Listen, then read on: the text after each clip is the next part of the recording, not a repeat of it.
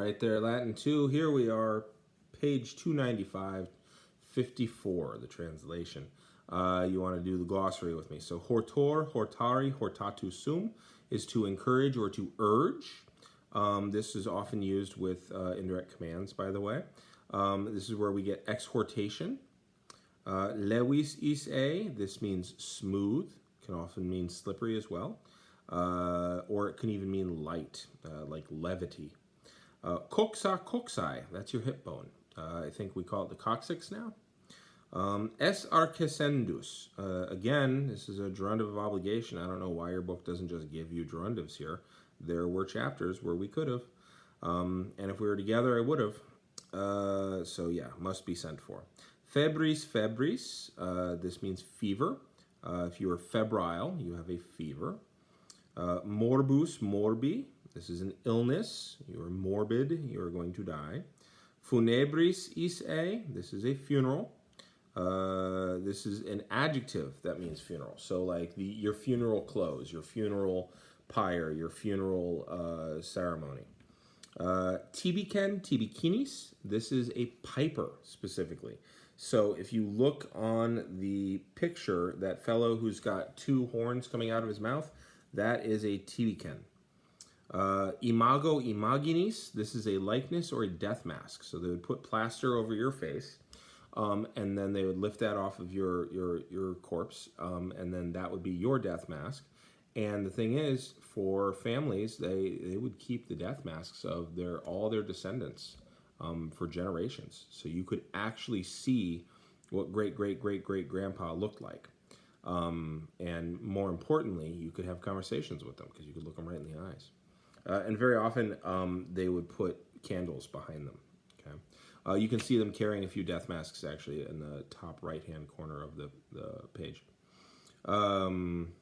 Maiores, maiorum, these are your ancestors, your majors, those who came before you.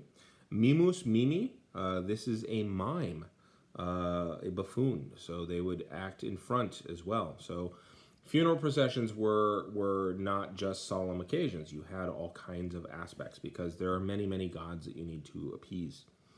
And there's many aspects of life to address. Familiares, familiarium, these are members of the household, not family members, but members of the household. So family members, slaves, freedmen, clients, all the people tied to your household. Ploro, plorare, ploravi, ploratum, this is to mourn. I feel like there's a word here, but I don't remember. Frango, frangura, fergi, fractu, this means to break. That's where we get fracture from.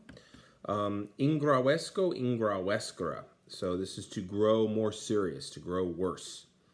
Skindo, skindra, skidi, skisum. This is to tear, to rend, to cut, to slice, to carve.